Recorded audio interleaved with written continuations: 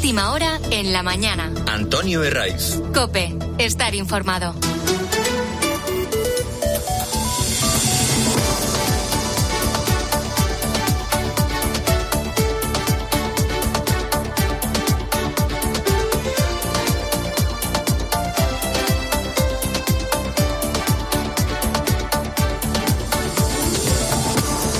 Buenos días, estrenamos aquí la mañana del fin de semana de COPE.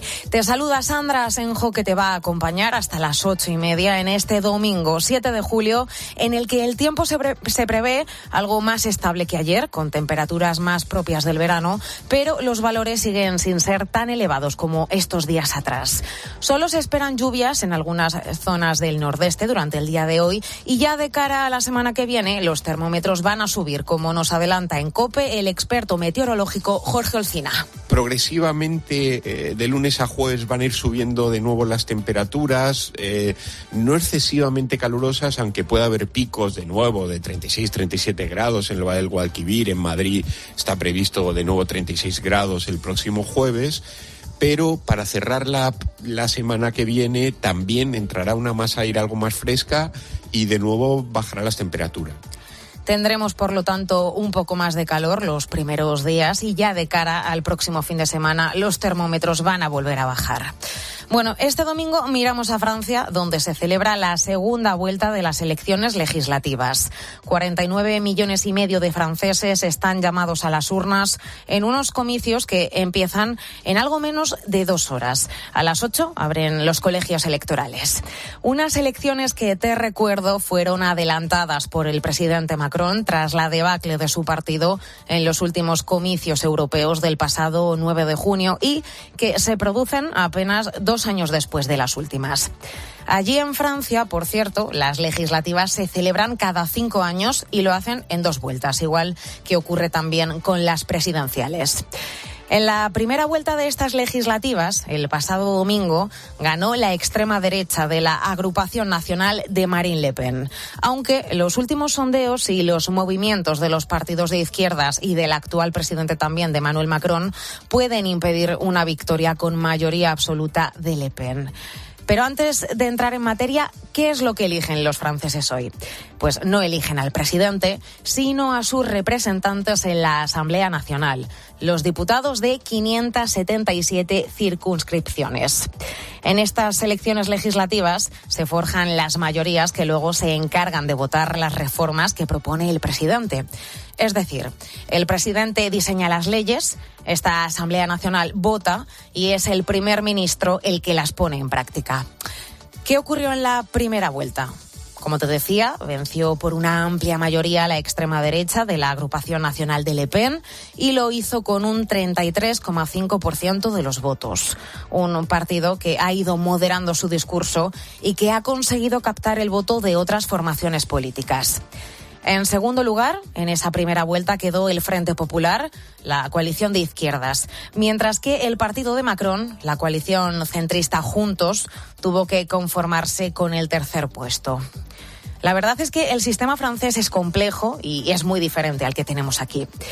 Para que un diputado salga directamente elegido en esa primera vuelta hay que tener al menos el 50% de los votos y al menos el 25% de los votos inscritos sobre el censo. Por lo general, las elecciones se resuelven en la segunda ronda, a la que acceden los partidos que han recibido al menos el 12,5% de los votos. En total, 75 diputados fueron elegidos directamente la semana pasada, al lograr más del 50% de los votos en sus circunscripciones, por lo que quedan algo más de 500 escaños por asignar hoy. Los candidatos eliminados optan ahora por elegir bloque y unir fuerzas para tratar de plantar cara a Marine Le Pen y evitar su mayoría absoluta. Y gran número de ellos se han retirado esta semana para evitar esa dispersión del voto. En esta ocasión, la izquierda y el bloque de Macron han unido sus fuerzas. ¿Qué es lo que dicen los últimos sondeos? Pues que la Agrupación Nacional de Marine Le Pen obtendría entre 170 y 230 escaños, lo que supondría una mayoría relativa lejos de los 289 que necesitarían para controlar la Asamblea Nacional. Si se confirma y tras una campaña muy polarizada, el escenario más probable es el de una Francia muy difícilmente de gobernar. Veremos a ver qué pasa a partir de esta noche cuando conozcamos los resultados de esta segunda vuelta. Si finalmente se produce una victoria de la agrupación nacional con mayoría absoluta, esto obligaría a una nueva cohabitación en Francia, con un presidente de una ideología y un primer ministro y un gobierno de otra orientación política. Bueno, esto en Francia, mientras en Gaza hoy se cumplen 9 meses desde el inicio de la guerra. La madrugada del 7 de octubre del 2023 se dispararon todas las alarmas cuando el grupo terrorista Hamás lanzó repentinamente un ataque con miles de cohetes en dirección a Israel. Una ofensiva a la que acompañó la infiltración en varios puntos del país israelí de paramilitares palestinos que acabaron con la vida de cerca de 1.200 personas. La respuesta de Israel llegó de inmediato. Lo hizo con bombardeos e incursiones militares en la Franja de Gaza. Y desde entonces, todo lo que llega desde esa parte del mapa son noticias desoladoras. El ataque sorpresa de Hamás fue solo la gota que colmó un vaso que llevaba décadas amenazando con desbordarse. Ahora nos encontramos ante el enfrentamiento armado más duradero en la zona desde que en febrero de 2005 se pusiera fin a la segunda intifada. Una oleada de violencia y choques militares que se alargó durante casi 5 años y que se saldó con la muerte de más de 4.000 personas y con la retirada de Israel de la Franja de Gaza. El conflicto, como te digo, cumple 9 meses y desde entonces más de 38.000 personas han perdido la vida, además de los cerca de 10.000 desaparecidos y los casi 85.000 heridos. También 2 millones de personas han tenido que abandonar sus hogares y son miles los que desde entonces sobreviven como pueden, bajo condiciones de vida extremas o atraviesan situaciones familiares verdaderamente dramáticas. Un ejemplo es el de Ahmed, que vive aquí en España y que lleva más de un año sin ver a su familia. Que los saquen y que puedan venir, podamos vivir tranquilos como antes. Es lo único, porque están en peligro y es que ahí no se puede saber lo que va a pasar al día siguiente. No están seguros en ningún lado. Los padres de Ahmed se trasladaron a Linares, a Jaén, en la década de los 80 para criar allí a sus 4 hijos. Hace un año, la familia viajó de vuelta a Palestina, donde se quedó para cuidar a sus abuelos durante un tiempo. Aquel 7 de octubre, Ahmed y su padre volvieron a España antes de esa fecha, pero el resto de la familia decidió quedarse un poco más allí. Y a ellos, el comienzo de la guerra les pilló de lleno. Los 3 hermanos de Ahmed y su madre iban a ser traídos de vuelta y de hecho sus nombres estaban en la lista de evacuación, pero todavía no han podido hacerlo. Ahmed le ha hecho llegar una carta al Ministerio de Asuntos Exteriores, a José Manuel Álvarez, que ya acumula además más de 36.000 firmas en la plataforma Change.org. También se ha puesto en contacto con la Embajada Española en Palestina y esta es la respuesta que le han dado. La embajada nos dice que ahí no pueden hacer nada porque en la zona que están no puede entrar nadie y que se tienen que desplazar a la frontera, pero es que es imposible actualmente desplazarse hacia la frontera en el sitio donde están ellos. Por eso pedimos a ver si se puede hacer algo para que puedan desplazarse a la frontera, porque hay como otra frontera ahí y pues no sabes si puedes pasar por ahí y salir con vida. Bueno, esta es la historia de Ahmed, su situación, y la última hora que nos llega allí sobre el terreno, la última hora de Gaza, es que el gobierno de Netanyahu estudia la última propuesta de alto el fuego que Hamás ha puesto encima de la mesa, una tregua de 16 días. No será fácil. La oficina del primer ministro israelí ha dicho que sigue habiendo diferencias importantes entre ambas partes. Esto llega después de que el grupo terrorista Hamás haya aceptado negociar la liberación de rehenes, una invitación que llegaba por parte de Estados Unidos, un actor que hay que recordar ocupa un papel primordial en este conflicto. Mientras el tira y afloja continúa en las negociaciones de paz, la tarde de este sábado ha dejado 16 muertos y al menos 50 heridos en un ataque de Israel sobre una escuela que alojaba palestinos desplazados en el centro de Gaza. Y un día antes también el grupo paramilitar libanés Hezbollah ha llevado a cabo su mayor ofensiva contra Israel desde el inicio de la campaña. Hay más noticias en este domingo que te cuento ya con David Casado. Violencia machista. Se ha confirmado que Rosy, la mujer de 67 años que fue hallada sin vida en Villena, Alicante, fue asesinada por su marido. Con esta ya son 20 las mujeres asesinadas en este 2024 a manos de sus exparejas, aunque también se investiga otro posible caso en Málaga. Nueva reunión. Mañana lunes, patronal y sindicatos se verán las caras para debatir la propuesta de Yolanda Díaz, trabajar menos cobrando lo mismo. Después de abandonar la vía del ultimátum a los empresarios, Díaz intentará buscar el acuerdo con precisamente esto, la patronal, para lograr reducir la jornada laboral a 37 horas y media. Los empresarios piden medidas alternativas para su evitar impacto. Pisos turísticos. Barcelona se ha manifestado en contra del turismo de masas. Cerca de 2.800 personas se han concentrado en la ciudad condal para reclamar límites al turismo y denunciar la masificación que provoca que se eleven los precios de la vivienda y que muchos vecinos sean expulsados de sus barrios. Vacaciones. Es uno de los momentos más especiales para relajarse y disfrutar, pero cada vez cuesta más viajar por el encarecimiento de los precios. Esto lleva al 12% de los españoles a endeudarse y pedir un préstamo, una tendencia que crece 2 puntos respecto al año pasado. Y semifinales. La Eurocopa entra en su fase final. Ya conocemos a las 4 selecciones que buscarán un puesto en la final. España se enfrentará a Francia el martes y Países Bajos jugará contra Inglaterra el miércoles. La Roja es una de las favoritas y de lograrlo sería la 4ª Eurocopa que conseguimos. Así empieza la mañana del fin de semana de COPE. Son las 6:11. La mañana. Antonio Herraiz.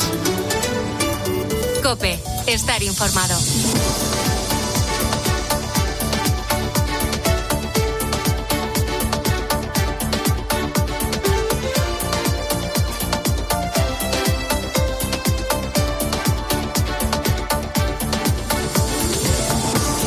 Este fin de semana, Pamplona ha dado la bienvenida a su fiesta grande. ¡Viva San Fermín! ¡Fuera San Fermín!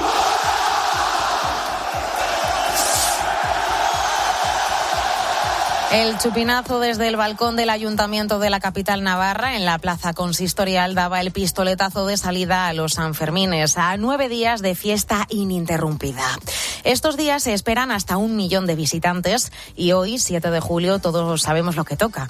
A las 8 de la mañana que va a tener lugar ese primer encierro con los toros de la ganadería gaditana La Palmosilla. Además, al ser el día de San Fermín, también tendremos la habitual procesión del Santo. COPE Pamplona. Esther García. Pamplona celebra hoy el día grande de las fiestas. Por eso, a las 10 de la mañana tendrá lugar la procesión en honor a San Fermín, que, como es habitual, partirá desde la parroquia de San Lorenzo, recorrerá las principales calles del casco antiguo para volver a la capilla de San Fermín, donde se celebrará la Eucaristía. El párroco es Javier Leoz. Celebramos eso, que San Fermín para nosotros es algo mágico, algo divino, algo grande, algo que no nos deja indiferentes, algo que nos hace permanecer en fiesta de la buena. Pero además hoy tiene lugar el primer encierro de las fiestas. A las 8 los toros de la ganadería gaditana La Palmosilla saldrán desde los corralillos del Gas para protagonizar este primer encierro de los Sanfermines. Es la 4ª vez que vienen a Pamplona.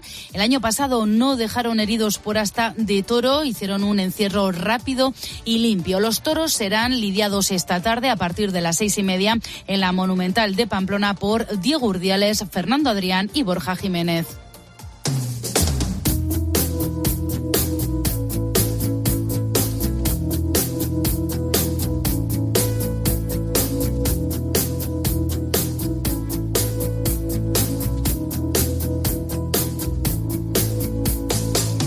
Sigues en la mañana del fin de semana de COPE y a esta hora tenemos que hablar de una de las promesas estrella del gobierno de Sánchez.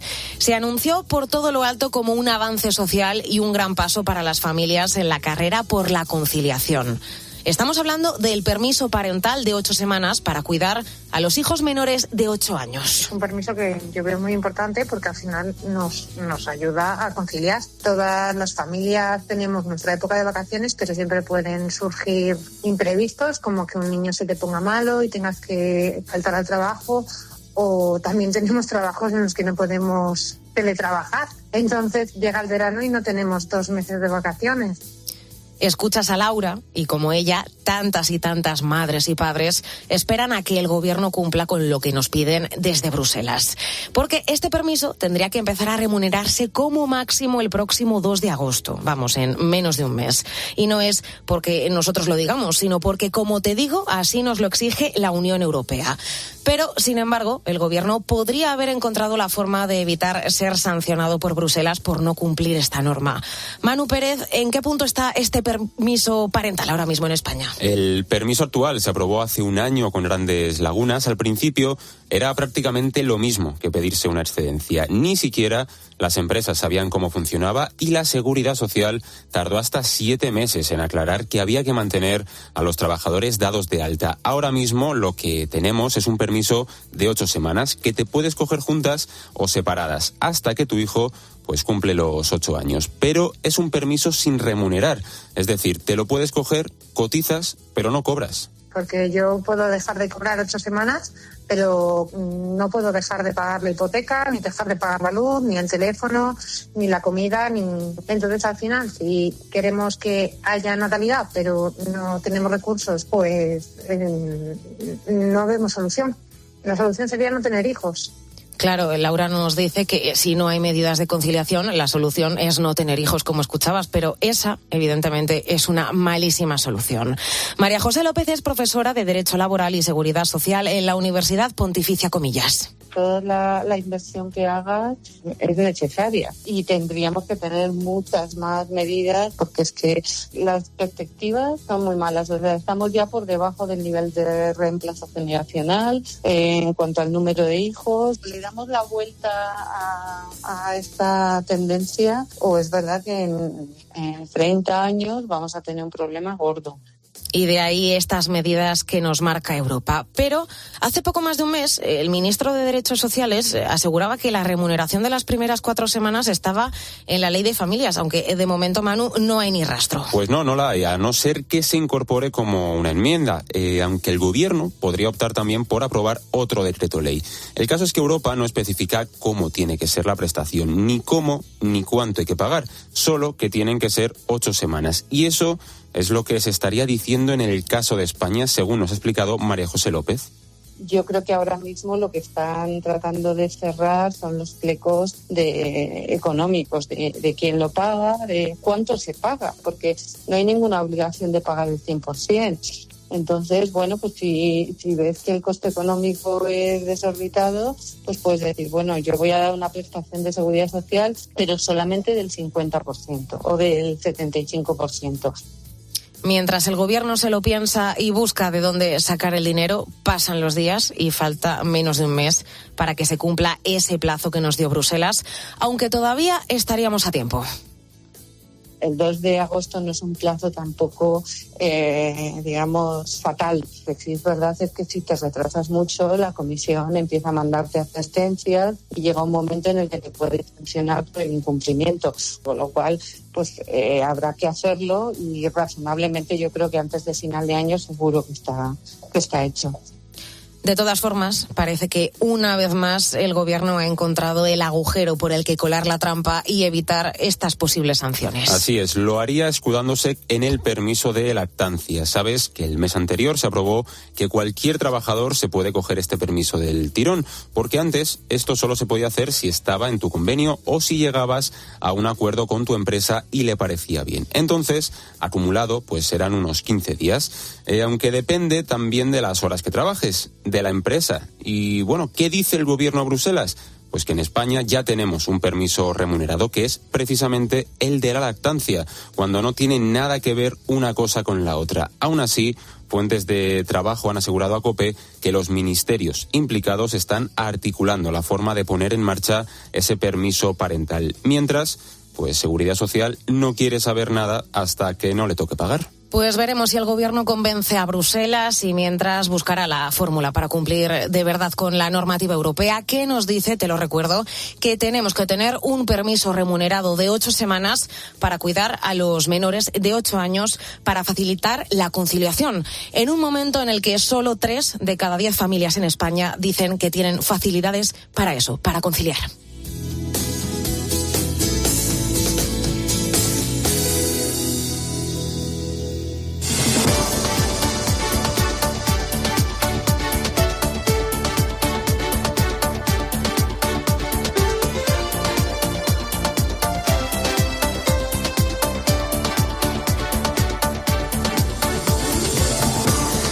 Nos situamos ya en Francia, donde más de 49 millones de personas están llamadas a las urnas en la segunda vuelta de las elecciones legislativas adelantadas, te recuerdo, por el presidente Macron tras la debacle de su partido en las últimas elecciones europeas. En la primera vuelta ganó la extrema derecha de la agrupación nacional de Marine Le Pen. Y ahora, y según los últimos sondeos, como te adelantaba en portada, este partido obtendría solo entre 170 y 230 escaños. Y esto supondría una mayoría lejana a los necesarios para controlar la Asamblea Nacional, que se sitúa en 289. Si se confirma, y tras una campaña que además ha estado muy polarizada, el escenario más probable es el de una Francia muy difícilmente gobernable. Nos vamos hasta París, Asunción Serena. Es evidente que estas elecciones legislativas han despertado entre los franceses un interés que no se veía desde hace años. La prueba son el número de procuraciones que han extendido todos aquellos que quieren votar y que no pueden desplazarse. Hoy está su colegio electoral. Más de 3 millones según el Ministerio del Interior. Durante toda la semana los institutos de sondeo han estado intentando predecir qué saldrá hoy de las urnas, sobre todo después de que se hayan retirado 229 candidatos, más de la mitad del nuevo Frente Popular y 82 macronistas, para evitar la elección de un candidato de la extrema derecha. Según los sondeos, la agrupación nacional de Marine Le Pen tiene hoy menos oportunidades de ganar la mayoría absoluta, que son 289 diputados, pero el efecto de cordón sanitario parece que se verá más en las grandes ciudades que en las zonas rurales, donde los electores parecen menos inclinados a seguir las consignas electorales. En algunas ciudades, como Grenoble, los comerciantes temen que haya disturbios tras conocerse los resultados y han preferido prevenir cubriendo con planchas de madera sus escaparates. En París, el prefecto ha prohibido una manifestación de antifascistas que habían convocado en torno a la Asamblea Nacional. Hoy votan en Francia y el próximo mes de noviembre tendrán que hacerlo los estadounidenses, en su caso, en las elecciones presidenciales. Y mientras que por el lado republicano no se cuestiona a Donald Trump, en el de los demócratas ocurre todo lo contrario. Aumentan las voces que piden a Joe Biden que dé un paso al lado tras su errática actuación en el debate de la semana pasada. Él insiste en que solo lo hará si se lo pide el Todopoderoso. Son palabras textuales. Este domingo, el todavía inquilino de la Casa Blanca va a viajar a Filadelfia para otro acto de campaña y la próxima semana será el anfitrión de la cumbre de la OTAN que se celebra en Washington y en la que se celebra el 75 aniversario de su fundación. Fernando Díez. Será un acto en el que Joe Biden tendrá la oportunidad de maquillar el deterioro que ha sufrido su imagen pública en las últimas semanas, especialmente a raíz del cara a cara con Donald Trump. El presidente de los Estados Unidos acogerá un encuentro al que tienen previsto acudir cerca de 30 líderes mundiales y que se presenta ahora como la fecha clave de su agenda más cercana. Y lejos de asumir las críticas, Biden le ha recordado a aquellos que piden su salida de la carrera electoral, entre ellos 5 congresistas de su partido, que aún es el presidente de los Estados Unidos y que no dejará que un debate de 90 minutos tire por la borda 3 años y medio de trabajo. Un debate que pasará a la historia por sus lapsus, a los que, por cierto, les ha encontrado un culpable. Me encontraba fatal. De hecho, le pedí a los doctores que me hicieran una prueba de COVID para saber qué estaba fallando. También miraron a ver si tenía alguna infección o virus, pero no. Simplemente tenía un resfriado muy fuerte. Mientras tanto, los medios estadounidenses han preguntado a la ciudadanía si considera que Joe Biden es demasiado mayor para opositar a la Casa Blanca y en todos los casos más de un 70% han considerado que sí.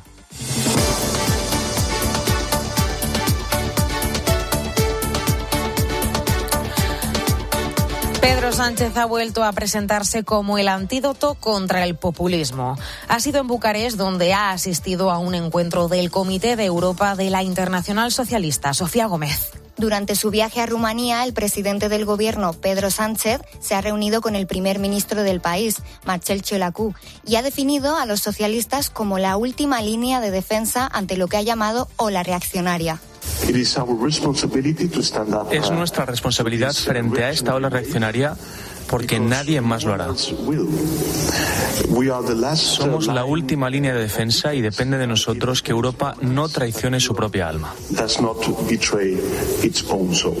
Sánchez ha destacado el compromiso de España con la defensa oriental de la OTAN y ha abogado por dinamizar la región en un encuentro que se ha producido 2 días después de las elecciones en Reino Unido, que han dado al primer ministro Keir Starmer y a su partido político, los laboristas, una victoria histórica.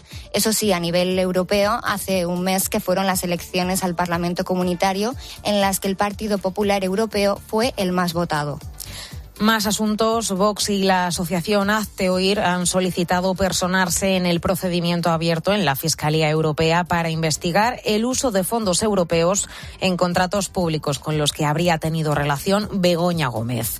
Recordemos, por otro lado, que el juez Juan Carlos Peinado ha aplazado hasta el día 19 de julio la declaración de la mujer del presidente del Gobierno como investigada por presuntos delitos de tráfico de influencias y corrupción en los negocios. Y, entre tanto, lo que siguen son las reacciones políticas. Alicia García. El Partido Popular no duda en calificar de casta a la mujer del presidente del Gobierno, a Begoña Gómez. Desde el Ejecutivo se insiste en que no hay caso. Vamos a escuchar a Cuca Gamarra, después a María Jesús Montero. Pedro Sánchez convive con la corrupción, que la ampara y que además la protege. La utilización que se está haciendo de la Moncloa al servicio de la mujer del presidente para sus intereses particulares. Estas asociaciones ultraderechistas que acusan a Begoña Gómez no tienen ni causa ni vergüenza. Pese a todas las singularidades que estamos viendo en este proceso, algunas ciertamente incomprensibles, la verdad siempre se impone.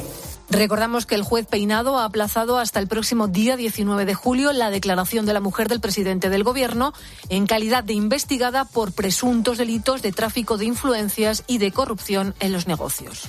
Termina una semana en la que el Constitucional ha ido desmontando gran parte de la sentencia de los ERE de Andalucía. Ha anulado los delitos de malversación para 4 excargos de la Junta de Andalucía condenados por el caso de los ERE. También ha rebajado la condena para aquel que fuera responsable de empleo, Antonio Fernández. El Tribunal de Garantías ha resuelto hasta ahora 7 recursos que de momento han supuesto la libertad de 3 de esos exaltos cargos. Ha perdonado parte de la prevaricación y de la malversación condenada por la Audiencia de Sevilla y confirmada por el Tribunal Supremo en el caso de los ERE.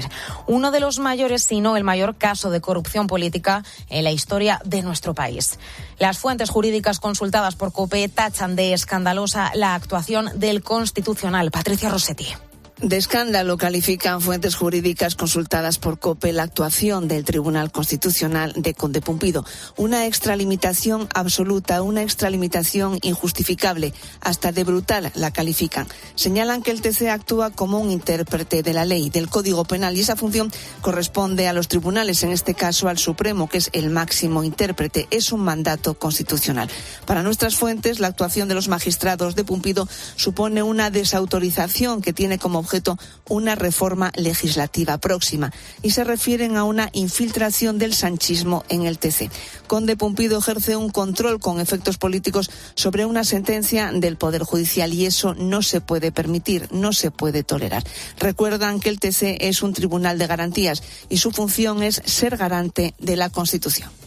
Así ponemos rumbo a las 6:30 de la mañana. Sigues en la mañana del fin de semana de COPE. La mañana. Antonio Herraiz. COPE. Estar informado. En COPE tenemos la mejor selección para marcar goles. Lo has dicho, Pedrito. Y gracias a tu confianza, seguimos sumando liderazgos. Según el EGM, Tiempo de Juego sigue creciendo y sigue siendo el número 1 de la radio deportiva los fines de semana, con 1.889.000 oyentes, con Paco González, Manolo Lama y Juanma Castaño. Titulares del partidazo que empieza ahora. Y al liderazgo de Tiempo de Juego se suma el del partidazo de COPE con casi 900.000 oyentes. Juanma Castaño consigue otro récord de audiencia y es el programa preferido de las noches deportivas. Y lo que hemos visto en el campo es a un tío de una clase impresionante. Gracias a ti, COPE sigue siendo la número 1 del deporte. Y por eso te decimos, bienvenido. Gracias por confiar en nuestros comunicadores y en nuestra forma de hacer radio.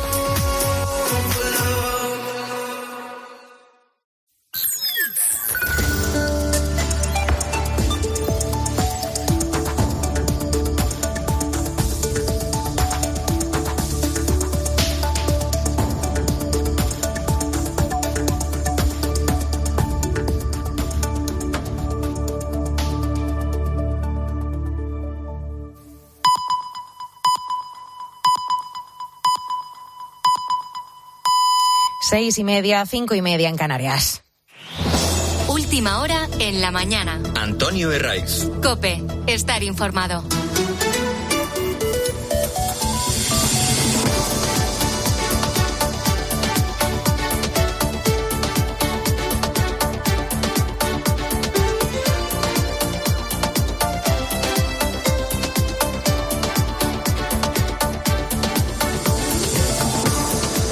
¿Qué tal? Sigues en la mañana del fin de semana de COPE, en este domingo en el que miramos a Francia, donde se celebra la segunda vuelta de las elecciones legislativas.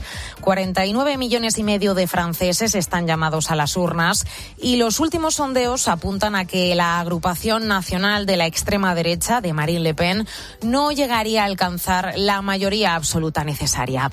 Hoy también se cumplen 9 meses de la guerra en Gaza y enseguida te cuento la última hora sobre el terreno. Pero antes, te voy a leer la frase de un anuncio que cada vez se repite más. Se vende piso con Ocupa. Esto choca, ¿verdad?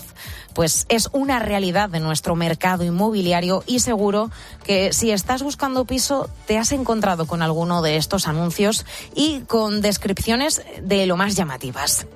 El activo se encuentra ocupado. Debido al estado ocupacional no se pueden realizar visitas o las fotografías pueden no corresponderse con el estado actual del inmueble o directamente anuncio sin fotos. Y seguro que lo primero que te ha llamado la atención es su precio, porque claro, está muy por debajo de los del mercado. Pero aunque hacerte con uno de estos pisos te parezca una locura, si se anuncian, claro, es porque tienen su público.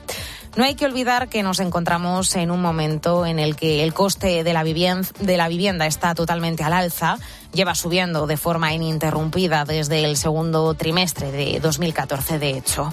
Una realidad que lleva a muchas parejas y a muchas familias a rebuscar en estas gangas del mercado, entre las que se encuentran estos curiosos pisos ocupados. Pero, ¿son una opción de compra rentable y, sobre todo, segura? ¿A qué público van dirigidos? ¿Cómo se compra una de estas viviendas? ¿Y qué debemos mirar bien antes de lanzarnos a adquirir una de estas casas?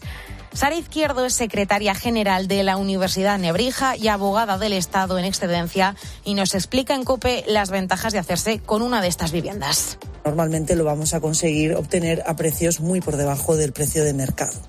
Y es cierto que una vez que hemos conseguido que el Ocupa se vaya, pues la vivienda por lo demás es una vivienda como cualquier otra y por lo tanto vamos a haber adquirido un bien a un precio muy por debajo al precio del mercado de una manera relativamente sencilla.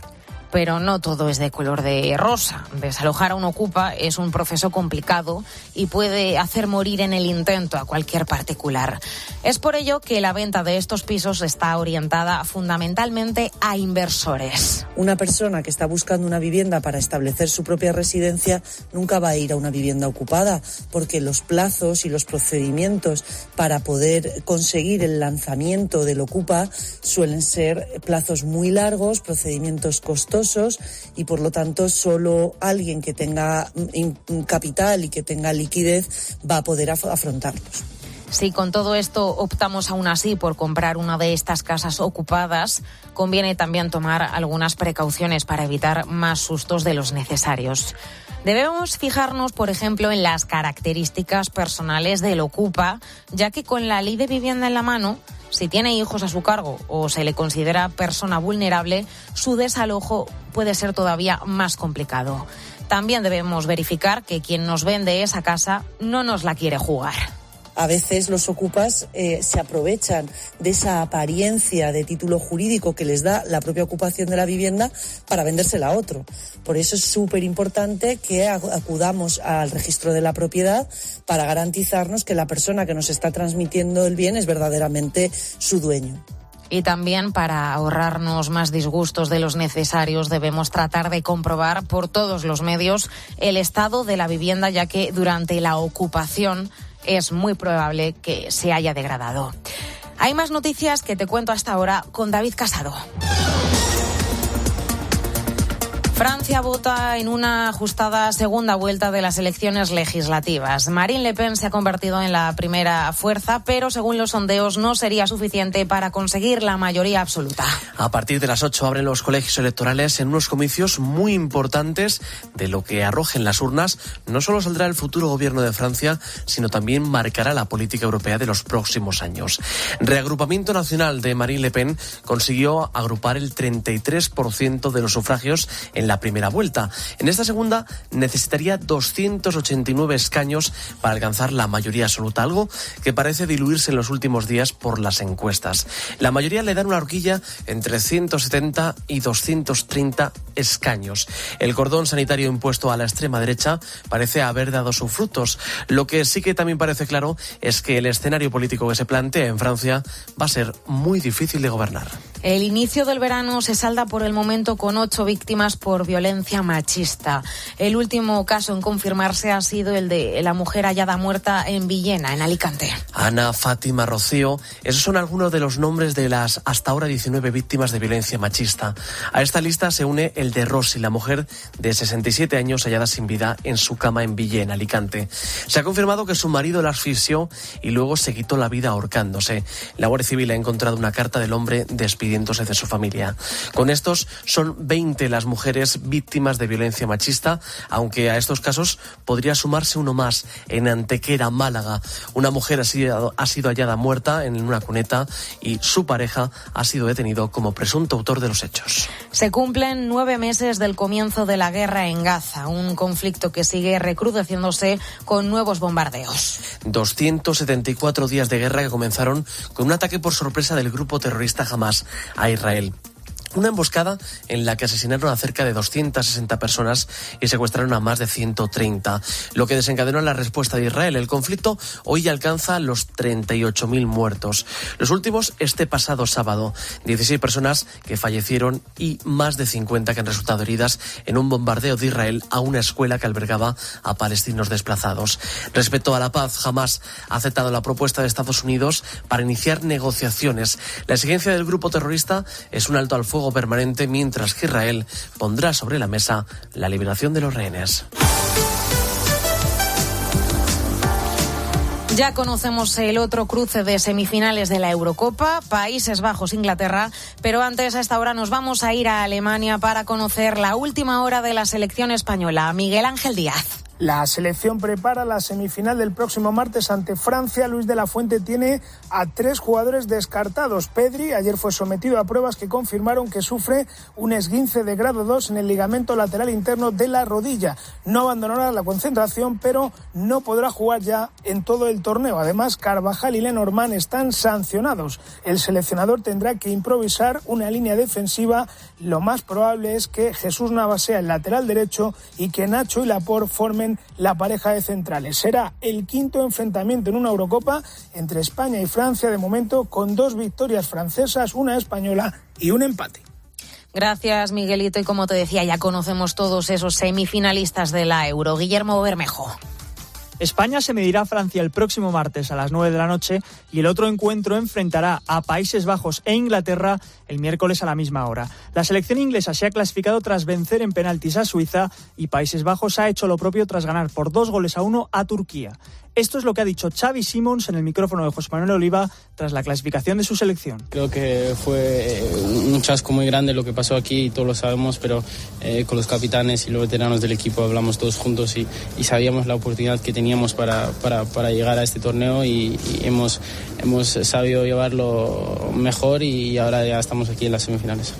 Además, la selección española de baloncesto se ha impuesto en las semifinales del preolímpico a Finlandia 84-71 y se medirá a Bahamas en la final a las 8:30 por un billete en los Juegos Olímpicos de París. En el Tour de Francia, 9ª etapa que empieza y acaba en Troyes a partir de las 11:35 y en Wimbledon, Bautista juega a la 1:15 contra Tommy Paul y Alcaraz a las 2:30 ante Hugo Humbert.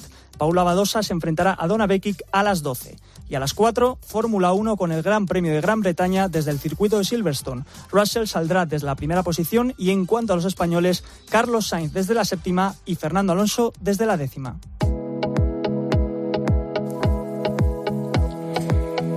6:39 y hasta ahora vamos a echar un primer vistazo a los periódicos de este domingo. Ana Huertas, ¿qué tal? Buenos días. Hola, buenos días. Hoy en las portadas la verdad es que tenemos variedad de temas, investigaciones propias también, aunque todos los periódicos destacan sobre todo temas políticos. Y en la mayoría encontramos al Partido Popular como protagonista. En El Mundo titulan: el PP celebra el error prorruso de Vox. No serán relevantes en la Unión Europea. Según relatan en las páginas del diario, Feijóo explotaría esta alianza entre Abascal y Orbán para marcar distancias. Mientras tanto, en La Razón tiran por Begoña Gómez. Dicen que dirigentes del Partido Popular reclaman una alternativa ante este caso y que echan en falta que junto a la denuncia se presente una propuesta para corregir los conflictos de intereses de cargos públicos.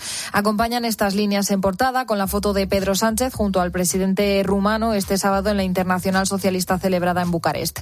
Y añaden que la estrategia del victimismo le ha funcionado bien al gobierno. Dicen que ha ido aguantando bien el desgaste del caso Koldo y el goteo de informaciones sobre Begoña Gómez. Y mientras tanto, en ABC, el titular principal destaca que el PP ultima un pacto fiscal en sus comunidades que ahorrará 1.700 millones a las familias. Continúan explicando que tras la unificación de la EBAU, los populares apuntalan un plan que incluye rebajar el IRPF y bonificar el impuesto de sucesiones.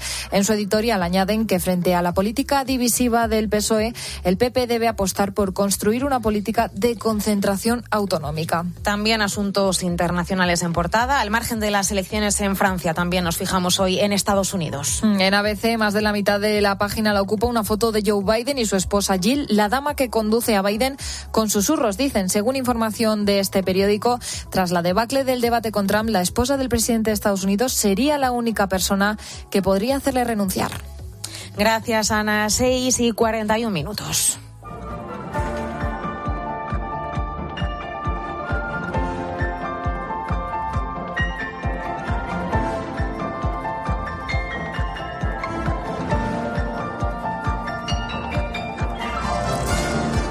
Sigues en la mañana del fin de semana de COPE y en los próximos minutos te voy a hablar de los aranceles a los coches chinos y del sector porcino en España, porque aquí hay una relación directa. Enseguida te la explico. Pero lo primero, una confirmación. La Unión Europea ha cumplido su amenaza y esta semana ha impuesto esos aranceles de hasta el 38% a los coches eléctricos procedentes de China.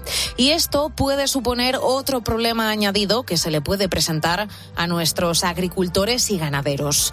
El origen está en China y los más perjudicados serían los ganaderos de porcino. Te explico.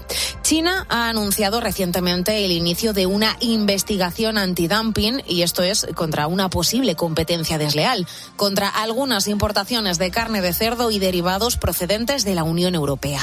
Es la respuesta del gigante asiático después de que la Comisión Europea anunciara que impondría esos aranceles a los coches eléctricos que China vende a Europa. Por resumirlo mucho, a grandes rasgos podríamos decir que coches contra carne de cerdo es la nueva guerra comercial entre China y la Unión Europea. Y esto, ¿qué puede suponer para los ganaderos de porcino aquí en España? Pues un duro mazazo en caso de que Pekín termine aplicando algún tipo de medida en forma de arancel a la carne de cerdo. Alicia García, buenos días. Buenos días, Sandra. Pues sí, Pekín responde a los aranceles a sus vehículos eléctricos con una investigación contra el sector de la carne de cerdo. Habrá que ver de todos modos en qué se concreta esa investigación, pero el caso es que impactaría especialmente aquí en España porque somos el principal país exportador de este producto a China dentro de la Unión Europea. Para hacernos una idea más exacta, más aproximada, nuestro país exportó el año pasado más de 560.000 toneladas de porcino a China, que se dice pronto, por valor de más de 1.200 millones de euros. Casi el 21% de las importaciones de cerdo totales de China proceden de España, por encima del volumen, por ejemplo, que compra a los Estados Unidos, a Brasil, a los Países Bajos o a Canadá. Y con todos estos datos sobre la mesa, el sector del porcino empieza a estar indignado por la batalla comercial China-Unión Europea. Se quejan de que la gente del campo siempre es la moneda de cambio. Es una respuesta, ¿no? Es una respuesta a la política comercial de la Unión Europea de imponer aranceles a sus coches eléctricos. Y es un poco lo que nos pasa siempre al sector primario, es que siempre somos la moneda de cambio, ¿no?, de las relaciones comerciales de la Unión Europea. Entonces, sí que estamos un poco hartos en ese sentido, porque parece que el sector primario siempre se puede sacrificar, pero de momento lo tenemos que tratar con cautela. Es Jorge Lizama, que tiene una explotación con 700 cerdos en la localidad zaragozana de Daroca. Ya lo oyes, con cautela, porque aún no hay nada concreto más allá del anuncio de la investigación china, pero también con el hartazgo de que el sector primario pueda otra vez volver a pagar el pato, Alicia. Sí, Sandra, además es que hay que recordar que el sector del porcino tiene un peso muy notable en España. Ese peso es de casi el 40% de la producción ganadera, según los datos que facilita el Ministerio de Agricultura, y el primer destino de nuestras exportaciones en 2023 fue justo China. Por eso hay esa preocupación lógica entre nuestros ganaderos. Mira, Gonzalo Llorente es otro ganadero de porcino al que hemos escuchado recientemente, hace unos días, aquí en COPE, el ex de Extremadura.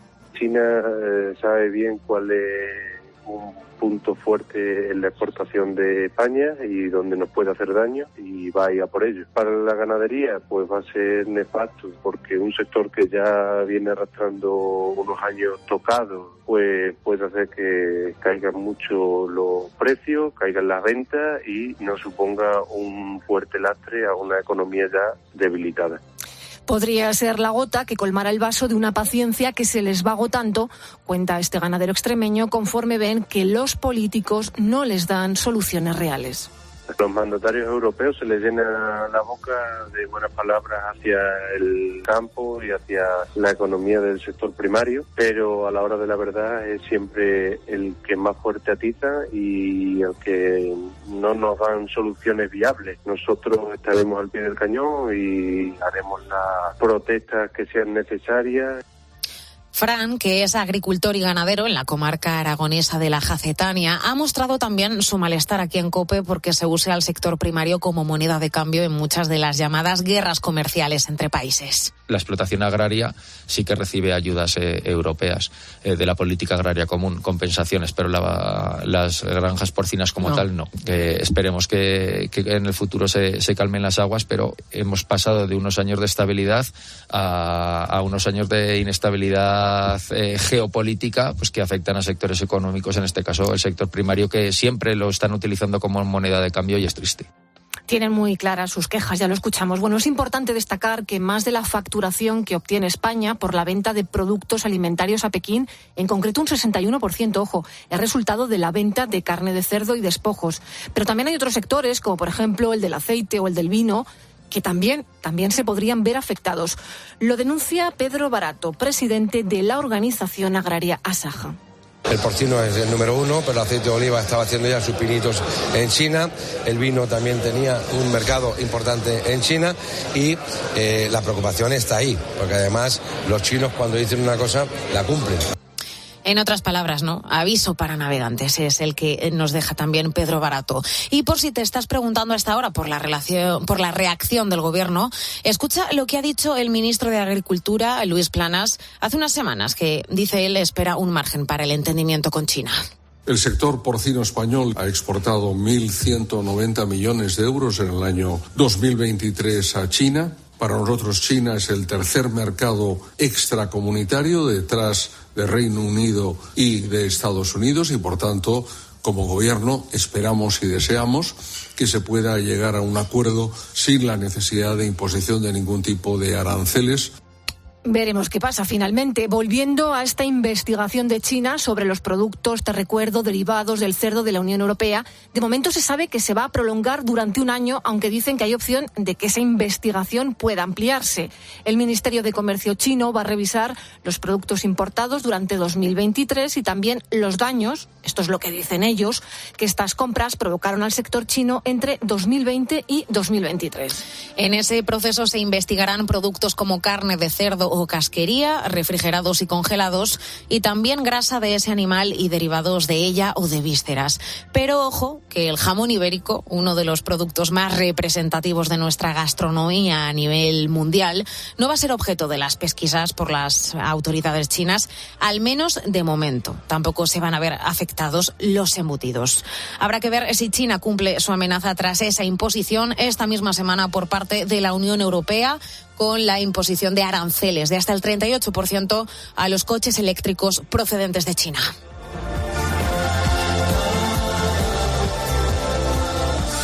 La mañana. Antonio Herraiz. COPE. Estar informado. La nación os ha marginado para siempre. Bienvenidos al penal de la colonia francesa de la Guayana, del que ahora sois prisioneros, sin posibilidad alguna de escapar. Tú eres Papillón, ¿verdad? Sí. Steve McQueen. Si encontrara un medio de salir de esta isla, ¿te gustaría venir conmigo? Dustin Hoffman. Sí, desde luego. Papillón. El domingo a las 10:30 de la noche, en 13.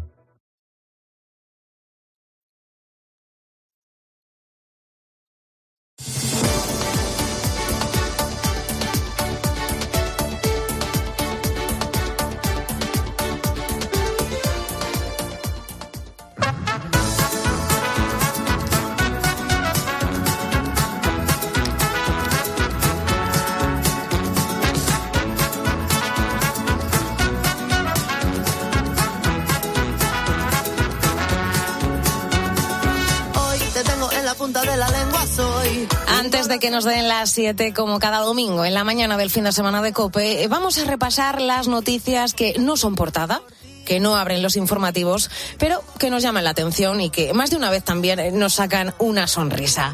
Y para que no pasen inadvertidas, las ha recopilado Manu Pérez. ¿Qué tal, Manu? Muy bien, Sandra, ¿tú qué tal? Fenomenal. Oye, Manu, que, bueno, parecía que no, por el tiempo que ha hecho durante este mes de junio, pero por fin han llegado las altas temperaturas y ya parece que estamos en el verano de verdad. Pues sí. Seguro que lo agradecen especialmente las personas que hayan empezado sus vacaciones este fin de semana, aunque uno de los problemas en estos momentos del año, claro, son los desplazamientos de ida o de vuelta a los destinos de vacaciones, ¿no? Las famosas operaciones salida. Así es, Sandra, es que, a ver, en estos meses las carreteras se llenan de gente y muchas veces hay unas ganas inmensas de llegar a los sitios o de volver de ellos, como estarán haciendo algunos de nuestros oyentes en estos momentos. Y claro, estas ansias pues a veces llevan a algunos conductores a ponerse muy, pero que muy cerca de los coches que llevan delante. Pero atención, porque si este tipo de situaciones nos agobian, el profesor de autoescuela Raúl Ros ha publicado en sus redes sociales un truquito que le puede venir bien a más de uno. Venga, señora, tenga paciencia, que vamos a ir pisando huevos. ¿Qué hacer si te comen el culo? Lo del agua. Mira, ya se ha apartado un poquito, ¿has visto? Moderar la velocidad y aumentar la distancia de seguridad. Lo que pasa es que más distancia de seguridad y más moderar la velocidad tampoco podemos. Pero el chorrito de agua, para que se aparte como los perritos, Te explico, el limpia parabrisas con un poquito de agua y oye, como si fuese magia, Sandra, inmediatamente después el coche de atrás empieza a alejarse y problema resuelto. Yo, a ver, tengo que reconocerte que ahora que lo he visto, lo único que tengo es ganas de probar este truco, ¿eh?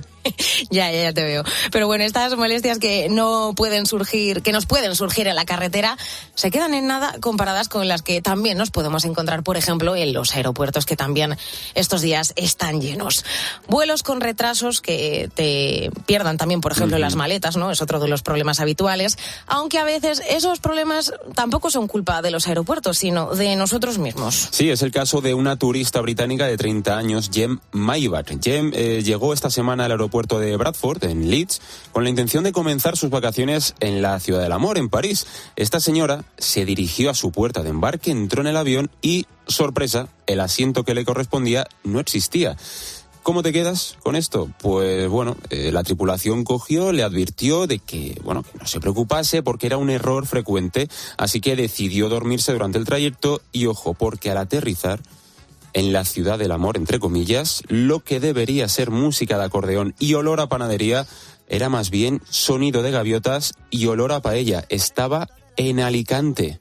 I'm in Alicante. I don't know how I got here. I boarded a flight at Leeds Bradford Airport. I showed my boarding pass to Paris at like 6 a.m.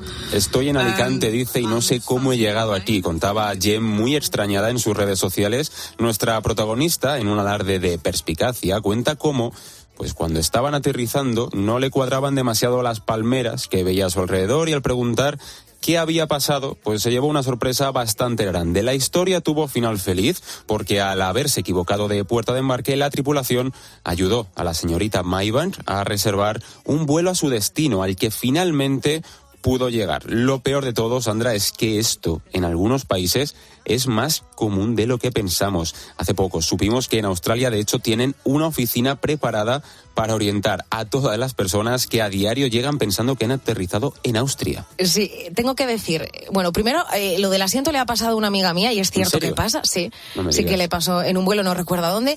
Y también te tengo que decir, Manu, que yo me quedo con el olor a paella antes que con el olor a la panadería de Francia. Al igual salió hasta ganando la señora. Alicante es mucho mejor que París, claro que sí. Que además a ti te gusta mucho Alicante. Hombre, soy de allí, claro. Bueno, pues los vuelos que se pueden complicar, la carretera puede ser algo agobiante, pero al final todo eso queda en nada cuando uno llega al destino, por ejemplo, en la playita, ¿no? En esa playita de Alicante, por ejemplo, con el calor, las olas, la música del chiringuito de fondo, un mojito, ¿no? Por ejemplo. Todo eso, si has elegido bien tus vacaciones, claro, que aquí a veces también hay problemas. Eso es, y es que a veces nos dejamos engañar por la belleza de nuestros destinos. Por ejemplo, hay una playa pero que muy bien escondida en la remota costa sur de Islandia, que por los locales es conocida por su impresionante atractivo, pero pese a todo lo bonita que es, quizás no querrías darte un chapuzón en ella. Se trata de, a ver si soy capaz de pronunciarlo bien, Reynisfjara. Lo has hecho genial. A ver, ¿cómo lo dirías tú? Yo creo que no lo puedo superar tu pronunciación. ¿No? Sí, vale, sí. Reynisfjara. Lo dejamos así. Es conocida como la playa más peligrosa del mundo. Con su arena negra volcánica, sus imponentes columnas de basalto, esta playa atrae a turistas intrépidos en busca de aventuras, como es el caso de Carlos Art Spain, quien advierte en su cuenta de TikTok de los peligros de esta increíble playa. Está totalmente prohibido el baño. Cuenta con indicadores de riesgo en forma de semáforos que indican el nivel de peligro para mantenerte a salvo. Los animales que son una amenaza para el ser humano, precipitaciones extremas o fenómenos naturales únicos en el mundo. Bueno, nos cuenta algunos de los motivos por los que esta playa es tan peligrosa. A pesar de las advertencias y señales de peligro, algunos turistas desafían las normas y ya se ha cobrado la vida de varios visitantes imprudentes que subestimaron su poder. Y es que el verano nos lo imaginamos siempre muy bonito, ¿no? Y deseamos con muchas fuerzas, claro, que llegue. Pero también trae sus cosas malas de las que el resto del año no nos acordamos. Como, por ejemplo, y de esto nosotros sabemos un rato, lo difícil que es dormir también con este calor. Sí, es que es un calor insufrible y acabamos haciendo locuras y buscando algunos de los remedios más sorprendentes y extraños que te puedes encontrar. Pues nada, contra el insomnio. Uno de los más conocidos es contar ovejas, esta arcaica práctica que hacemos cuando ya llegamos al límite de dar vueltas en la cama y la desesperación, pues se apodera de nosotros y se remonta, ojo, a siglos atrás, esta tradición. Porque, claro, ¿por qué contamos ovejas cuando no podemos dormir?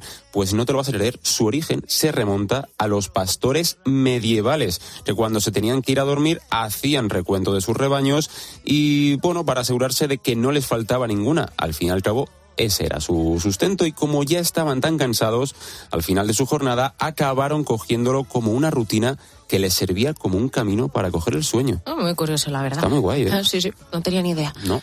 El calor, hablábamos de él, es una de las causas por las que una persona se tiene que poner a contar ovejitas, pero otras cosas que a veces nos quitan el sueño son las relaciones de pareja, ¿verdad? Y en estos meses de verano, de mejor tiempo y más tiempo libre también, pues esto le puede traer algún quebradero de cabeza a más de uno. Sí, y normalmente sin tener nada de lo que preocuparse. En realidad, una situación de este estilo se ha hecho muy viral esta semana en las redes sociales. En la captura se puede ver cómo una chica le pregunta a su novio: oye, amor, ¿con quién estás? Que no me contestan las llamadas, ¿eh? A lo que él le responde que está con sus amigos viendo una carrera de Fórmula 1. Llena de inseguridad ella, insiste, pues eso, que quiere pruebas, ¿no? Fehacientes de que realmente está haciendo eso. Y él decide contestarle con 3 audios de WhatsApp que te pongo para que los valores tú, Sandra.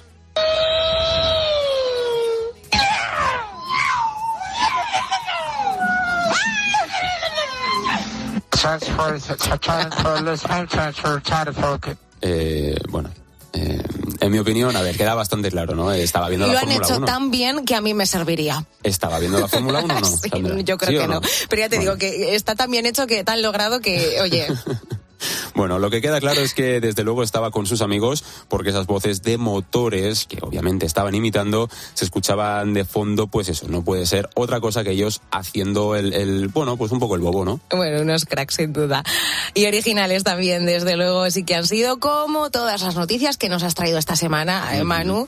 En este caso, no sé si la pobre chica se quedó más tranquila o no, pero bueno, ya nos lo contarás la semana que viene. Sí, claro que sí. Nos dan las 7 de la mañana. Pero tú me haces volar, si yo no quiero cantar, pero tú me haces creer que todo será posible si me quiero.